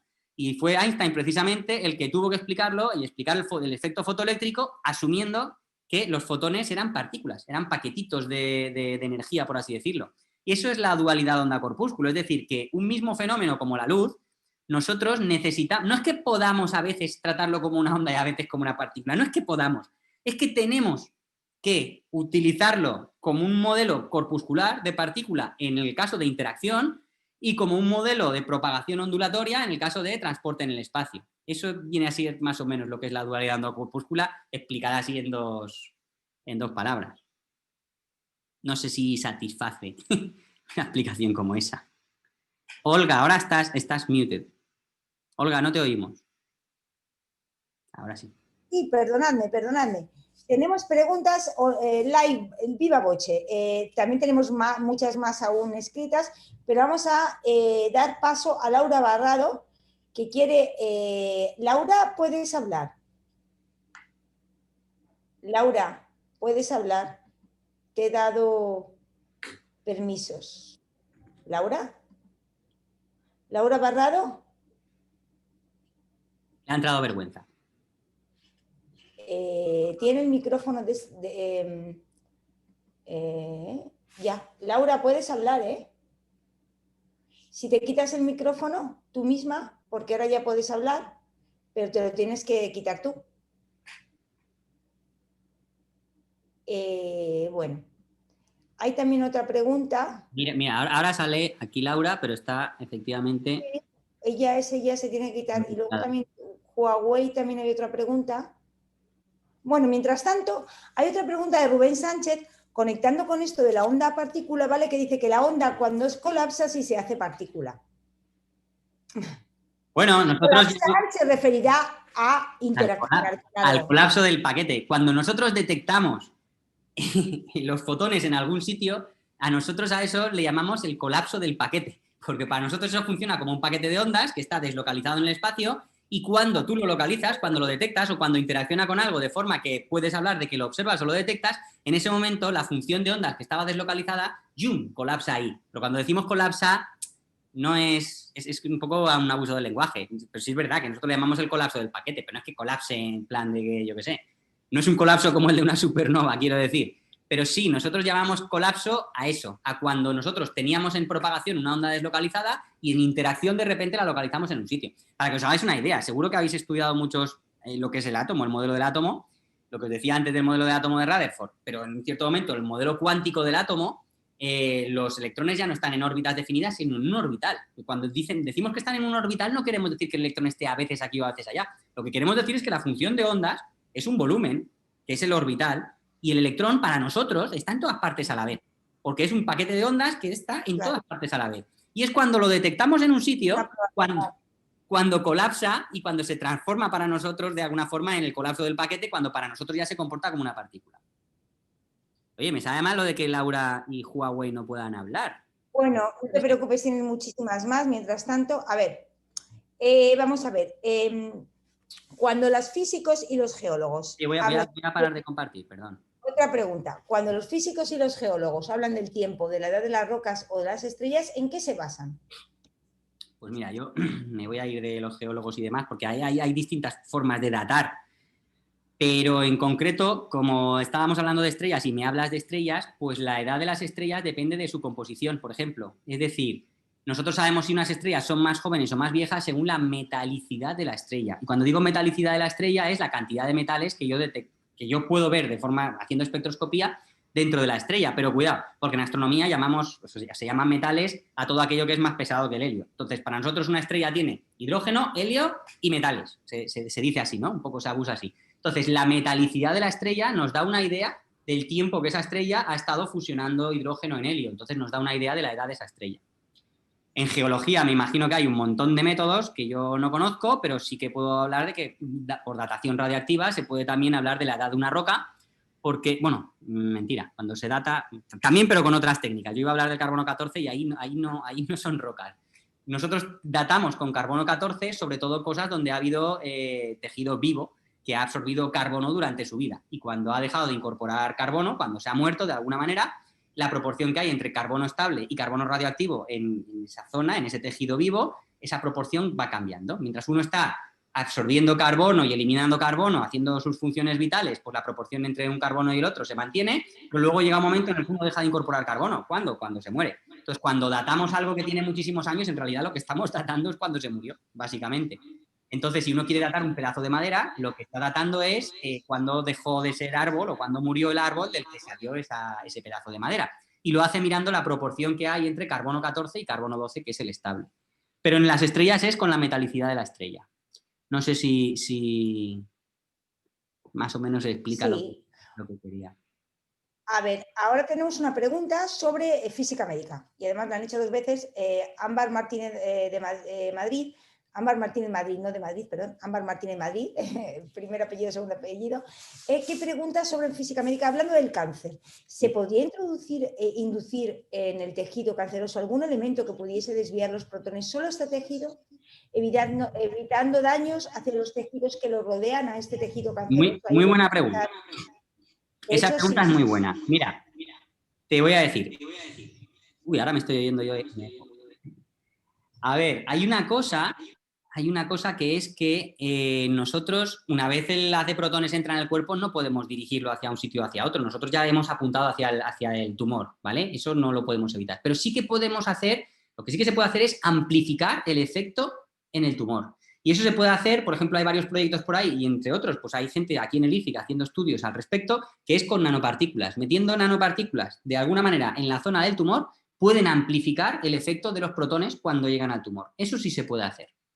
Más allá de eso, una vez está dentro del cuerpo, el dirigir el haz de protones más allá de eso no se puede hacer. Pero luego hay otra serie de técnicas, teragnósticas, por ejemplo, que sí que lo que hacen también con guiado con nanopartículas y cosas así, que lo que hacen es guiar agentes quimioterápicos, pero eso ya no es lo que hacemos nosotros, eso es quimioterapia, pero en lugar de que la quimioterapia se meta en vena, se meta en sangre, se meta a través del suero o lo que sea y que vaya a distintas partes de tu cuerpo, lo que se hace es que se pone en ciertos nanomateriales que tu cuerpo sabemos que va a llevar al sitio donde nosotros queremos. Entonces se puede hacer una especie de quimioterapia guiada con nanopartículas. Eso sé que se hace en quimioterapia. Y en protonterapia sé que se puede amplificar, pero esto está en estado de investigación muy básica. Es decir, no se está haciendo con pacientes, pero en investigación preclínica sí que se están utilizando nanomateriales que hacen que se amplifique el efecto de los protones en la zona del tumor y no fuera. Eso sí.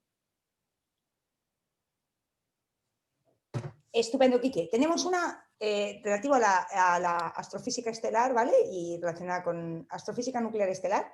Siendo la composición de una estrella tipo Sol mayoritariamente hidrógeno y helio, ¿cuál es la composición que tendría la enana blanca remanente que quedaría después de agotar la fusión nuclear y colapsar?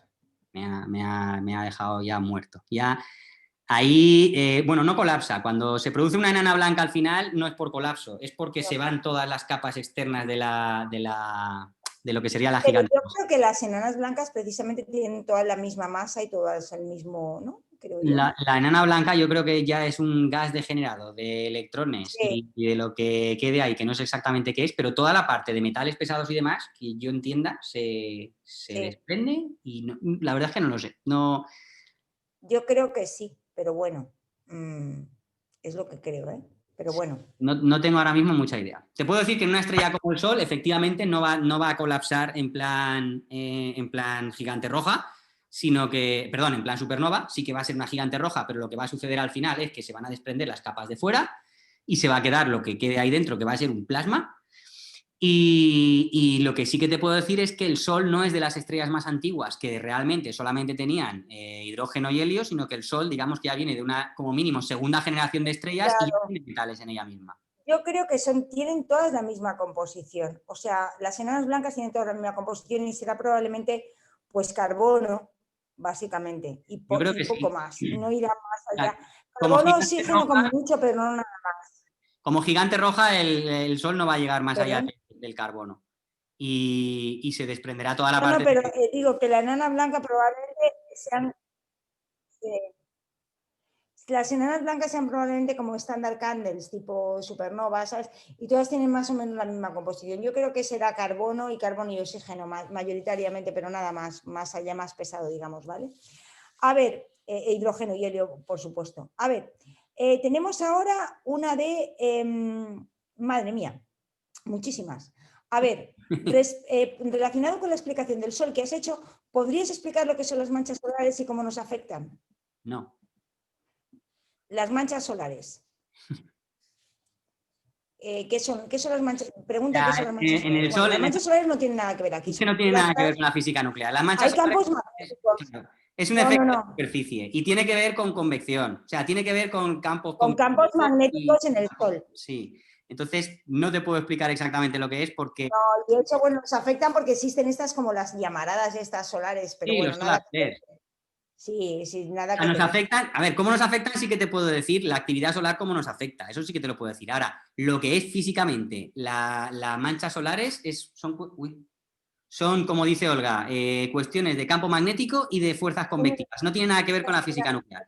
Pero sí que te puedo decir que eso que estábamos midiendo, por ejemplo, en el observatorio de Sierra Nevada, eso que he puesto ahí una fotito de que también nos vamos a sitios muy altos a medir, estábamos midiendo el fondo de neutrones cósmicos, ¿vale?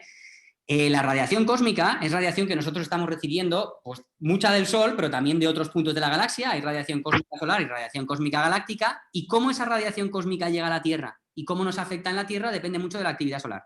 Entonces, las manchas solares, el tamaño de las manchas solares, las explosiones estas que tú comentas de los solar flares y demás, tienen mucha influencia y mucha relevancia en los flujos de radiación cósmica que llega a la Tierra. Esos flujos de radiación cósmica que llega a la Tierra son los responsables de las auroras boreales. Se refería él a esto, decir, perdón, claro, los rayos cósmicos y los cambios climáticos en la Tierra. Se refería a esto en concreto en la pregunta.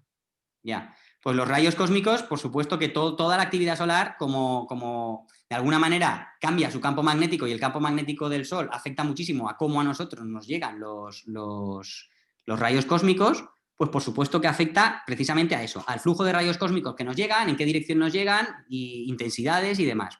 Entonces, son los responsables, como digo, de las auroras boreales, por eso las auroras boreales van a tener que ver con la actividad solar. Los rayos cósmicos y estos neutrones de los que hablaba yo antes, neutrones cósmicos, son responsables de fallos, por ejemplo, en telecomunicaciones, lo que se llaman los single event upsets, en satélites y en instalaciones de telecomunicaciones. Estos fallos se deben precisamente a flujo de radiación cósmica, y en concreto muchos de ellos deben a los neutrones cósmicos. Entonces, en eso nos afectan, por ejemplo. Y en el tema climático no está muy claro, pero para que se formen las gotitas en las nubes hace falta lo que se llaman centros de nucleación. Bueno, pues hay varios artículos por ahí que he leído yo que vienen a decir que dependiendo de la actividad solar se producen más o menos centros de estos de nucleación, pero eso no está perfectamente entendido. Entonces, a nivel climático nos afecta, por ejemplo, la radiación cósmica en ese sentido. Pero eso son cosas muy que yo, para mí, conocimiento con pinzas, ¿eh? Bueno, a ver, aquí hay una de la materia oscura. Esta la puedo preguntar. Pues para ti. Fran, sobre la naturaleza de la materia oscura, ¿nos puedes contar algo cómo se estudia? Bueno, de la materia oscura se estudia de muchas maneras. Hay laboratorios terrestres, hay laboratorios cosmológicos, hay observaciones desde telescopios de la Tierra, desde telescopios en el espacio, desde satélites en el espacio. Entonces, bueno, la materia oscura, su existencia viene básicamente, la primera indicación fue que no entendíamos las curvas de rotaciones de galaxias, ¿vale? De acuerdo, y eso se midió con telescopios, obviamente. Tú mides una galaxia y con los espectros de la galaxia mides cuán rápido giran las partículas, ¿vale? O bueno, las partículas. Todo lo que rodea la galaxia, cuán rápido gira alrededor de ella. Luego hay medidas también del fondo de radiación cósmica que corroboran la existencia de materia oscura. Hay medidas también de cómo están distribuidas las galaxias en el espacio, ¿vale? De acuerdo, como cuántas galaxias rodean a una dada, ¿vale? Y luego también hay medidas de lo que llamamos las lentes gravitacionales, de cómo la luz de una fuente muy luminosa, por ejemplo, un cuásar, una estrella que emite en radio, ¿vale? Muy potente, se ve distorsionada por materia que hay entre nosotros y ese cuásar, ¿vale? Entonces hay muchas evidencias para la materia oscura y también hay laboratorios actualmente que están en la Tierra que están intentando o bien detectar partículas de materia oscura que interaccionan muy débilmente, ¿vale? De acuerdo, muy débilmente con las partículas que hay en el detector, o bien como laboratorios en el CERN, ¿vale? Que lo que se trata es de haciendo colisionar partículas, ¿vale? Que conocemos, como por ejemplo protones, producir partículas de materia oscura a muy alta energía, ¿de acuerdo? Pero, por ejemplo, hemos tenido en esta sesión una visita virtual, y habrá, ¿vale? Visitas virtuales a laboratorios donde precisamente se está buscando la materia oscura. Y o sea, yo iba a añadir eso, que mañana, si no me equivoco, está la visita virtual al laboratorio subterráneo de Canfranc, donde un colega mío que se llama Vicente Pesudo, pues os va a dar una visita, y él trabaja en concreto en la colaboración Dark Matter, que intenta hacer detección de este tipo de partículas. Claro. Yo justo he aprovechado para escribirlo en el chat. He venido a hablar de mi libro yo también. Lo he visto. Pero es lo que de propaganda. Claro, porque aquí hay expertos para todo. Yo soy más experta en buscar la materia oscura arriba en el universo. Pero mañana va a haber charlas fantásticas y también charlas y introducción y visitas guiadas, y también nos hablarán del papel de la materia oscura en el universo, estoy segura, y si queréis preguntarles más, son realmente expertos en materia oscura. Hay otra pregunta que dice que los núcleos que son estables como el helio, a pesar de ser estables en la naturaleza, por la naturaleza probabilística de la mecánica cuántica, podrían llegar a desestabilizarse por el efecto túnel. ¿Y eso no supondría un problema serio para la materia ordinaria?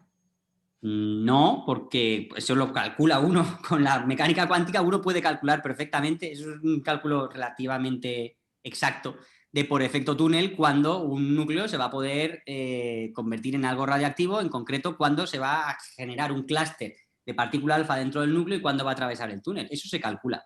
¿vale? Para un núcleo como el helio no hay nada que por efecto túnel se pueda escapar. Bueno, claro, sí, uno podría calcular cuánto le puede costar a un protón o a un neutrón por efecto túnel escaparse, pero obviamente no sucede y el helio es una cosa perfectamente estable. Entonces, cuando eso que dice él sucede, eso sucede, que por efecto túnel se escapen partículas, pero ahí estamos hablando de núcleos radiactivos, no de la materia ordinaria estable. Ahí estamos hablando de emisores de protones o estamos hablando de los emisores alfa. Os recuerdo que la emisión de partículas alfa sucede por efecto túnel, es decir, energéticamente realmente no estaría permitida el escape de la partícula alfa y sin embargo se escapa por efecto túnel.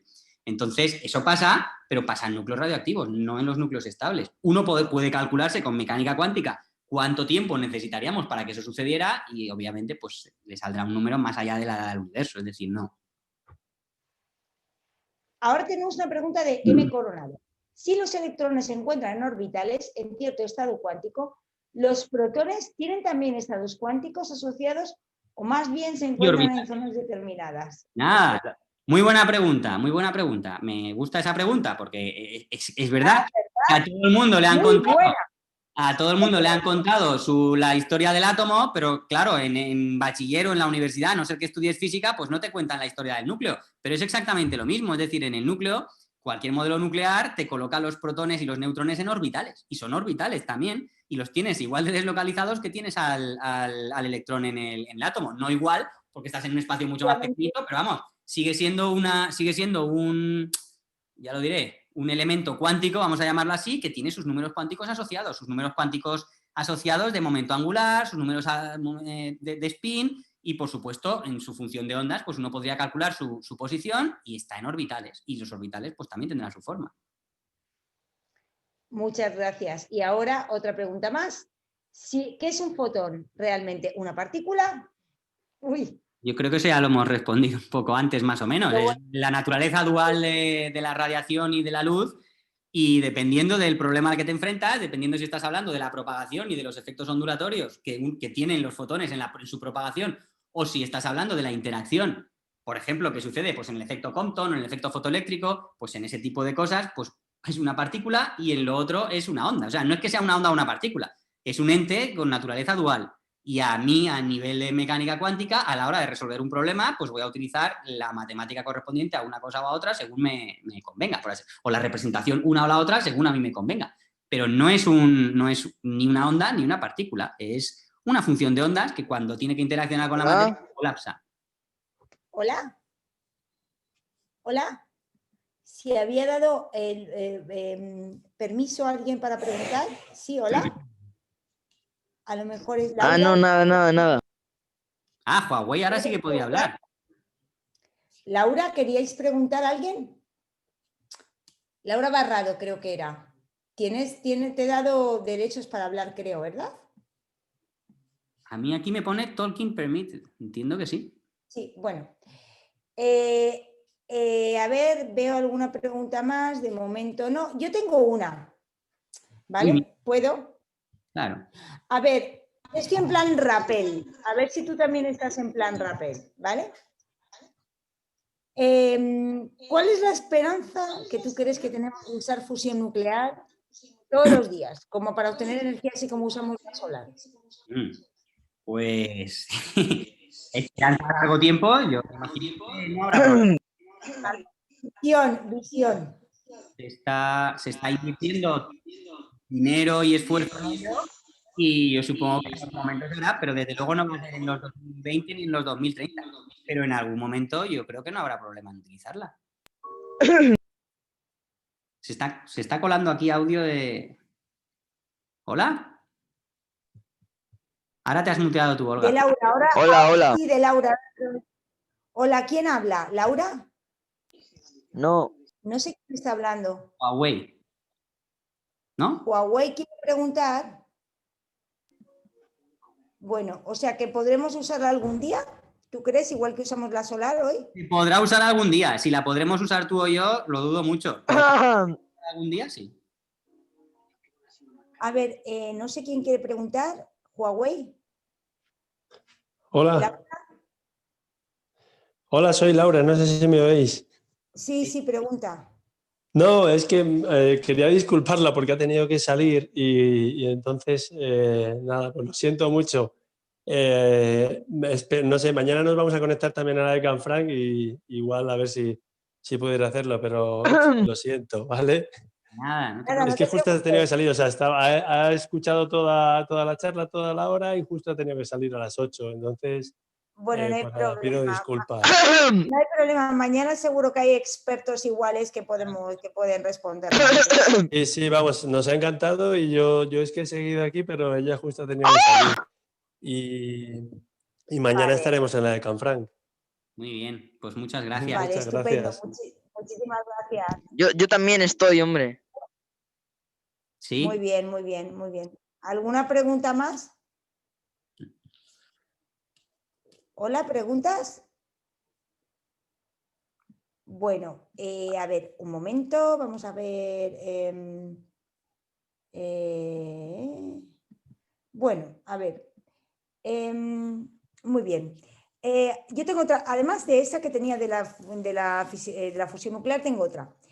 Como también te dedicas un poco a divulgación y a igualdad y demás, en los países que has estado trabajando, que han sido múltiples y variados, ¿dónde has visto más mujeres en los laboratorios? Probablemente en Japón no, ¿verdad? Ahí me has pillado. No, efectivamente, Japón no es precisamente un sitio donde la visibilidad de la mujer en la ciencia y me imagino que en los trabajos de responsabilidad en general sea muy por su cultura, pues no es uno de los sitios donde más mujeres haya visto. También te tengo que decir que grandes japonesas científicas, aquí para mi tesis vino una de tribunal y desde las que a mí me parece, no te voy a decir de premio Nobel, pero casi. Pero quiero decir que investigadoras japonesas como la copa de un pino, pero que es verdad que no es Los uno. laboratorios, no casos aislados, digamos, el día a día, donde más mujeres has visto. Triumph, quizá, CERN, seguro. Yo creo que en el CERN.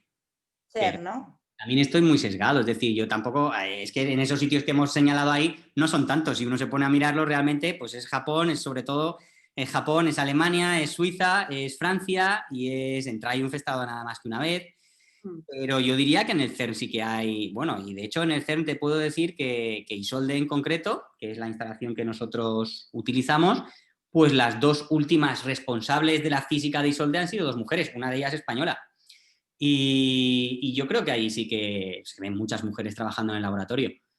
Yo ahí diría que sí, que está bastante normalizado. En Alemania también. Yo cuando voy al GSI no veo en ese sentido. Bueno, mañana es la visita al CMS, ¿verdad? Sí, correcto. Si no me equivoco, ¿verdad? Tenemos un buen porcentaje de mujeres como guías de la visita. Muchísimas. Tenemos a Bárbara Álvarez, que antes estuvo en Fermilab, en Tevatron, ¿verdad? Seguro. Tenemos a Rocío Vilar del IFCA, tenemos a Silvia Goy, que también estuvo antes. Que también estuvo antes, efectivamente, también en CDF y ahora se dedica también a la búsqueda de materia oscura, pero desde otro tipo de prisma, como si dijéramos, sigue buscando la materia oscura, pero no en colisionadores, sino en búsqueda directa. Ole por Rocío, bueno, y por todas las demás, y por todos los demás seguro también.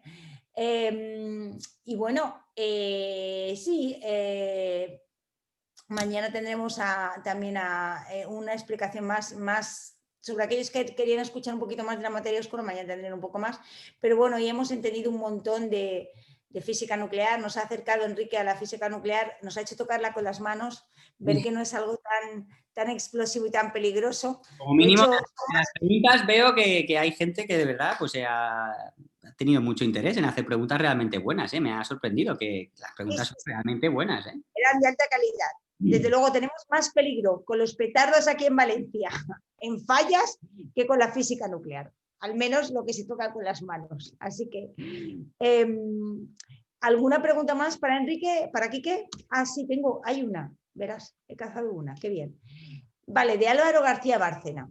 Entiendo que hoy día aún no es posible controlar el proceso de colisión para elegir exactamente la partícula a generar. Para elegir exactamente la partícula a generar, perdiendo o ganando protones. ¿Qué sería lo principal que haría falta para lograrlo? Muchas gracias. Eso no es del todo cierto. Es decir, depende del tipo de reacciones que usamos. A veces a veces nosotros lo que hacemos es lanzar un haz contra un blanco y ver qué es lo que sale de ahí, pero hay otras veces que no. Hay otras veces que lo que hacemos es elegir muy bien el haz, elegir muy bien la energía del haz y elegir muy bien el blanco para producir exactamente lo que queremos. Sobre todo en estos experimentos en los que lo que queremos es producir algo que luego se va a desintegrar, o por ejemplo en la síntesis de los superpesados. Es decir, si me estás preguntando si eso se puede hacer, ¿qué sería lo que, un poco como iba al final de la pregunta, pues la síntesis de los superpesados? No sé si sabéis que hubo pues en los últimos años como una carrera entre distintos laboratorios, en concreto el GSI en Alemania, el Berkeley, el Lawrence Berkeley Lab en Estados Unidos y el laboratorio de Dubna en Rusia. Y en estos 3 laboratorios pues se ha hecho mucha física nuclear buscando lo que se llama física de los superpesados, es decir, buscar el siguiente elemento que todavía no tenemos en la tabla periódica. La tabla periódica, cuando yo la estudiaba, el último elemento me parece que era el 103. Ahora mismo tenemos hasta el 118 seguro en algunas tablas que tengo por ahí. No sé ahora mismo, no tengo en la cabeza si se ha llegado a sintetizar algo más, pero hasta el 118 seguro. Entonces, en esa carrera por sintetizar superpesados y por estudiar la física de los superpesados, se hacen reacciones muy selectivas. Pues eso, en cuanto al tipo de reacción que se quiere, pues su energía y sobre todo el tipo de haz y el tipo de blanco para llegar exactamente a lo que quieres. Y sí, no quiere decir que no se produzcan otras cosas, pero sí que de alguna manera se diseñan esas reacciones nucleares para conseguir lo que uno quiere. Eso sí se hace. Lo que no se puede evitar es que se produzcan otras cosas, por supuesto. Eso no se puede. Una cosa súper limpia. Pero sí que uno dirige sus reacciones nucleares o de alguna manera las busca para conseguir exactamente lo que quiere. Estás mute. Pues sí, ahora vuelvo. Pues, creo que tenemos otra. Muy bien, a ver. Álvaro García Bárcena, ¿serías capaz de, por ejemplo, crear otro oro estable, por ejemplo? Claro. El oro. Sí. Mira, claro. Para que te hagas una idea, nosotros hicimos un experimento no hace tanto tiempo en Isolde, en el que lo que nos interesaba era la desintegración del mercurio. Y las cadenas de desintegración de mercurios muy ligeros acababas en el oro. Entonces le llamamos el sueño de los alquimistas, que era transformar algo en oro, ¿no? Claro que nosotros podemos hacer cosas que lleguen al oro. Por supuesto que yo puedo coger una reacción nuclear con un haz de iones pesados y un blanco para llegar al oro. Y también puedo llegar a otra cosa y que por desintegración acabe en oro estable. No es problema. Por supuesto que eso sí se puede hacer. Claro, lo que pasa es que no sé si... A ver, aquí no estamos hablando de producción en masa de un metal. Aquí estamos hablando de poquitas cuentas, es decir, poquitas cuentas en comparación con lo que sería producir un material. Nosotros con las reacciones que producimos y con todo lo que estamos produciendo, si quisiéramos ir a ese oro del que estamos hablando, produciríamos lo que para nosotros es un montón de oro en cuanto a que tenemos muchas cuentas en nuestro espectro y que podemos analizar, pero a nivel material no estamos produciendo nada, no produciríamos ni un gramo de oro en un experimento dedicado solo a eso. Es decir, son experimentos de producción en masa de un material. Entonces, claro, sí, por supuesto que podemos llegar a oro estable, ningún problema, pero la cantidad de oro estable que hacemos en un experimento de estos es perfecta para nuestro experimento, pero no para producir oro en plan material. Creo que aquí hay alguno que se quiere convertir en rico rápidamente. No. Una mina rápidamente. Bueno, la fiebre del oro. Pues nada, ¿alguna pregunta más por parte de los participantes o por parte de los panelistas? Yo ya te he hecho un par que tenía ahí en la recámara. Pues... creo que, que le hemos metido un buen rato a esto, ¿eh? Sí. Bueno, pues muchísimas gracias y saber que las jornadas continúan y mañana más, e igual de mejor. ¿Ok? Muchísimas gracias a todos. Gracias, Quique. Gracias a todos por estar ahí. Y nada, la próxima vez, pues eso, igual y más o mejor. Pues gracias a ti, Olga, por moderar y a Jesús por organizar. Muchas gracias. Muchísimas gracias, Quique. Muchísimas gracias, Olga. Gracias. Nos vemos mañana en otra. Vale, venga. Hasta mañana. Hasta luego.